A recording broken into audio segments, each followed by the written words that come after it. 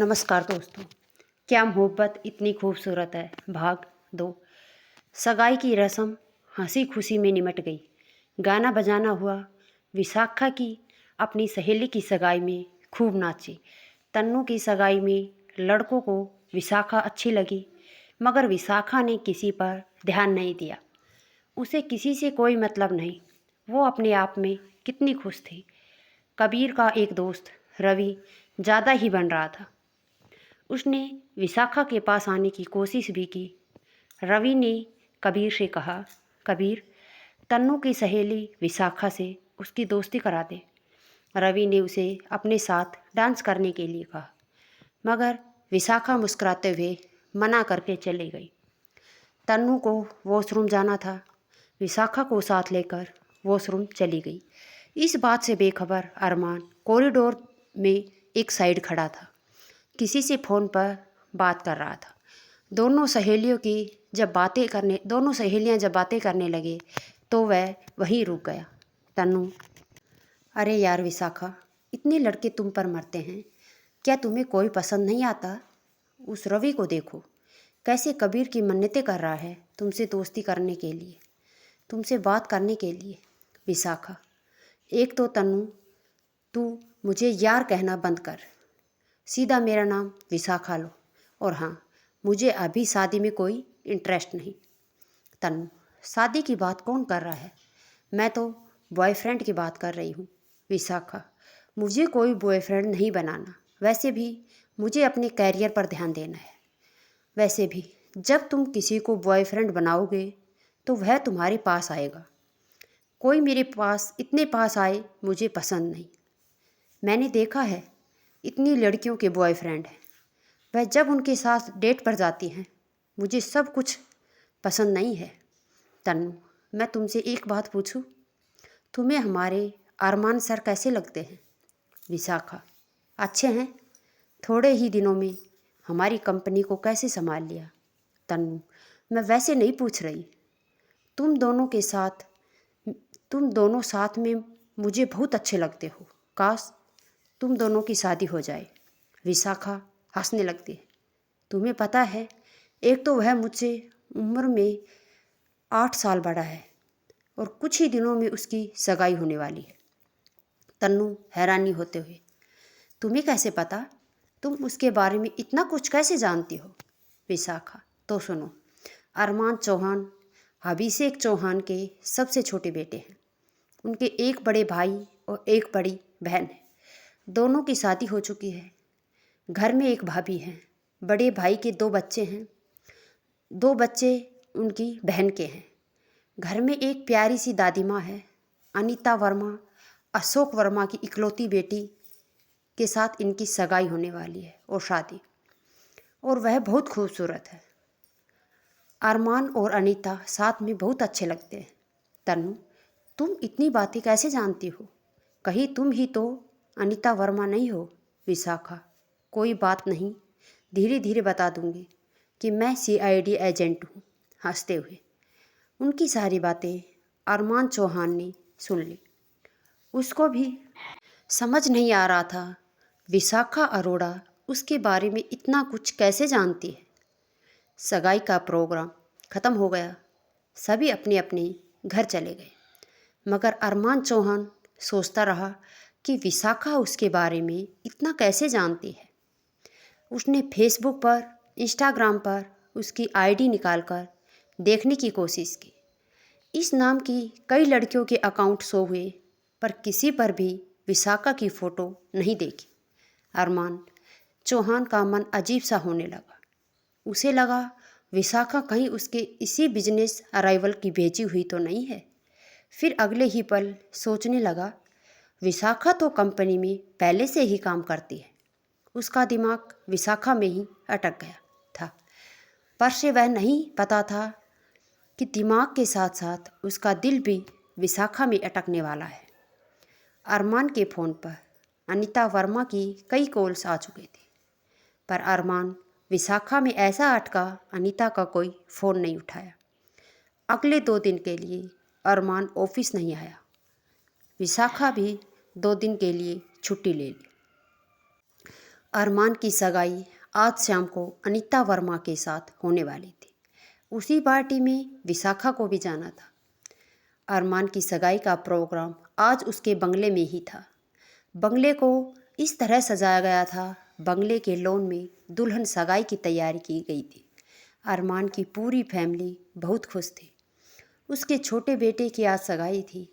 अनीता वर्मा जिससे अरमान सगाई कर रहा था, उसको अरमान ने पसंद किया था, मगर वह उसके साथ साथ उसकी फैमिली की भी पसंद थी। अनीता के डैड और अरमान के डैड दोनों दोस्त थे। लंदन के जिस यूनिवर्सिटी से अरमान ने एमबीए की थी, वहीं से अनीता ने फैशन डिजाइनिंग का कोर्स किया था। दोनों एक दूसरे से कॉलेज से जानते थे। जब अरमान के डैड ने अरमान से अनीता की बात की तो अरमान ने हाँ कह दी। उसे लगा जब शादी करनी ही है तो वह अनीता को जानता है, इसलिए अनीता से शादी करने में मुझे कोई प्रॉब्लम नहीं होगी। सगाई का प्रोग्राम शुरू होने ही वाला था। सारे मेहमान आ चुके थे, मगर अभी तक अनीता और उसकी फैमिली का कोई भी नहीं आया था। अभिषेक चौहान अशोक वर्मा को फ़ोन लगा रहे थे, मगर उनका फ़ोन स्विच ऑफ आ रहा था। थोड़ी देर तो सबको लगा कि शायद वह किसी वजह से लेट हो गए होंगे, पहुंचने वाले होंगे, मगर जब ज़्यादा ही लेट होने लगा तो उन सबको फिक्र होने लगी। अभिषेक जी ने अरमान के बड़े भाई अभिजीत को उनका पता करने के लिए भेज दिया। अभय चौहान जब वहां पहुंचे तो घर पर लॉक लगा था। वह वापस आ गया। उसने आकर कहा, डैड, अशोक वर्मा के घर पर तो लॉक लगा हुआ है, घर में तो कोई भी नहीं है। इससे पहले कि कोई कुछ बोलता, अशोक वर्मा आकर अभिषेक चौहान के पाँव पड़ गए और बोले, मेरे दोस्त, मैं तुमसे माफ़ी चाहता हूँ। मेरी बेटी सगाई छोड़कर चली गई क्योंकि वह मॉडल बनना चाहती थी। उसे एक कॉन्ट्रैक्ट मिला है, उस कॉन्ट्रैक्ट इसलिए उसने सगाई से मना कर दिया और घर छोड़कर कहीं चली गई। अभिषेक जी बोले, अगर सगाई से मना ही करना था तो पहले ही कर देते। अब इस तरह मेहमानों के सामने हमारी बेइज्जती होगी। मुझे पता है मैं आपका कसूरवार हूँ, पर मेरे बस में कुछ भी नहीं है, अशोक वर्मा जी बोले। तभी अरमान की मॉम अन्नू चौहान बोली, अब क्या करें हम? अभय चौहान, तो क्या हम बाहर जाकर कह दें कि ये सगाई नहीं हो रही? तभी दादी जी आ जाती है। वह आकर कहती हैं, ऐसे तो हमारी बहुत बेइज्जती हो जाएगी। तुम्हारे दादाजी की कमाई हुई इज्जत खाक में मिल जाएगी। मुझे तुझे लड़की पहले ही पसंद नहीं थी। तान्या चौहान, अरमान की भाभी, दादी माँ, आप बैठकर बात करें, आपकी तबीयत ठीक नहीं है। दादी जी, मेरी तबीयत अभी तक तो ठीक थी, मगर तुम लोगों की बातें सुनकर खराब हो गई। अभिषेक चौहान, माँ, अब क्या हो सकता है? अब बाहर जाकर सबसे माफ़ी तो मांगनी पड़ेगी कि यह प्रोग्राम नहीं हो रहा। दादी माँ, अब तक तुम लोगों ने अपनी मर्जी की है, अगर आप मेरी बात मानोगे तो सब ठीक हो जाएगा। तान्या चौहान, मगर कैसे माँ? दादी माँ, अगर अरमान मेरी पसंद की लड़की से सगाई करने को तैयार हो जाए, वह लड़की लाखों में नहीं करोड़ों में एक है। अभिषेक, माँ, आप किसकी बात कर रहे हैं? दादी माँ, तुम उस लड़की को और उसके परिवार को बहुत अच्छे से जानते हो। अभिषेक, किसकी बात कर रही हैं माँ? मेरी समझ नहीं आया। दादी माँ, अरोड़ा फैमिली की बात कर रही हूँ, श्याम अरोड़ा की बेटी विशाखा अरोड़ा की। अभिषेक, बात तो आपकी ठीक है, अच्छी लड़की तो अच्छी है, मगर अरोड़ा साहब और अरमान यह दोनों बात मानेंगे? दादी माँ, अगर तुम सब लोग मुझ पर छोड़ दो तो अरोड़ा साहब और अरमान दोनों से बात कर लूँगी, मगर तुम लोग कोई भी बीच में टांग मत अड़ाना। तान्या चौहान, माँ, आप ऐसा क्या करने वाली हैं? कुछ तो बताइए। दादी माँ अरमान को लेकर कमरे में चली गई, दरवाज़ा अंदर से बंद कर लिया।